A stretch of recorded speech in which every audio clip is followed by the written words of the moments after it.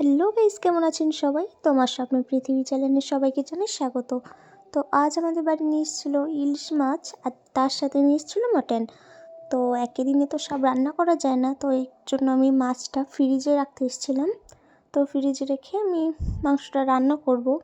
আসলে আমার মার শরীরটা আজকে তেমন ভালো ছিল না, এর জন্য আজকে আমিই রান্না করেছিলাম। আর তার মধ্যে ভাবলাম অনেক দিন আপনাদের সাথে রান্নার ভিডিও শেয়ার করা হয়নি, তো এর মধ্যে আমার ভিডিওটা করাও হয়ে যাবে। তো এখানে মাছটা রেখে আমি গেছিলাম বাড়িতে। আর এদিকে দেখুন টমি বসে আছে, বলছে কি কখন হবে, আমি একটু কখন খাবো।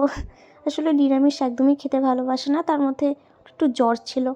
আর এদিকে আমার দাদু বসেছিল, আসলে আমার দাদু ফোনটা নিয়ে একটু খেলা দেখছিল। আসলে আমার দাদু আর ফুটবল খেলা দেখতে খুব ভালোবাসে। তাই আমি বলছি তুমি একটু বসো, আমি একটু রান্নাটা করে নিই। তো এদিকে আমি চলে এসেছিলাম রান্না করতে।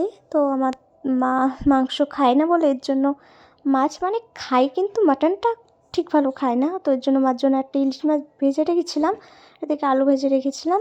তো এদিকে আমি একে একে সব মশলাগুলো দিয়ে নিলাম, পেঁয়াজ, আদা, রসুন আর জিরে পেস্ট। তো দিয়ে আমি একটু ভালো করে নাড়িয়ে নেব। নিয়ে এখানে একটু ভালো করে কষা হয়ে গেলে, এই যে আগের থেকে আমি মাটনটা ধুয়ে রেখেছিলো, আসলে আমার মা ধুয়েছিল, তো আমি ঠিক পারি না ধুতে মাংসটা, এর জন্য আমার মা ধুয়ে রেখেছিল। তো এটাই আমি দিয়ে দেবো এখন এই মশলার মধ্যে। তো দিয়ে আমি একটু ভালো করে নাড়াচাড়া করে একটু ভালো করে কষিয়ে নেব, যাতে মানে মশলাটা চারিদিকে ছড়াই। তো আমি একটু ফ্লেমটা একটু কমিয়ে দিয়ে একটু ঢেকে দেবো, একটু ভালো অনেকক্ষণ ঢেকে দেবো। দেওয়ার পর আর এইদিকে টমেটো শুয়ে আছে, বলছে কখন হবে, এখনও হলো না। তো আমাদের প্রায় রান্নার শেষের পথে, তো এই যে আমি ঢেকে দিয়েছিলাম, তো নেড়ে নিচ্ছিলাম। আসলে অনেকক্ষণ থাকলে নিচে লেগে যেতে পারে, তো আমি ভালো করে নাড়িয়ে নিয়ে আগে যে আলুটা ভেজে রেখেছিলাম, তো সেটা আমি দিয়ে দেবো এবার। দিয়ে আমি একটু ভালো করে নাড়িয়ে নেব। তো দেখুন, তো আপনারা আমি মানে খুব সিম্পলভাবেই রান্না করছি, আপনাদের মধ্যে চাইলে অনেক কিছু দিতে পারেন। আসলে আমি তো ঠিক তেমন একটা পারি না, তো তাও করছি।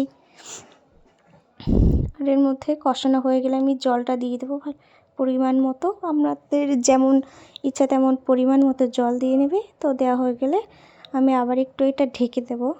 তো ঢেকে দিয়ে জালটা আরেকটু বাড়িয়ে দেব, ওভেনের গ্যাসটা। তো বাড়িয়ে দিয়ে এদিকে দেখুন আমাদের প্রায় শেষের পথে। তো আমাদের এই যে মাটন রেডি হয়ে গেছে। আর এইদিকে দেখুন টমি তো ঘুমিয়েই পড়েছে রান্নার অপেক্ষা করতে করতে।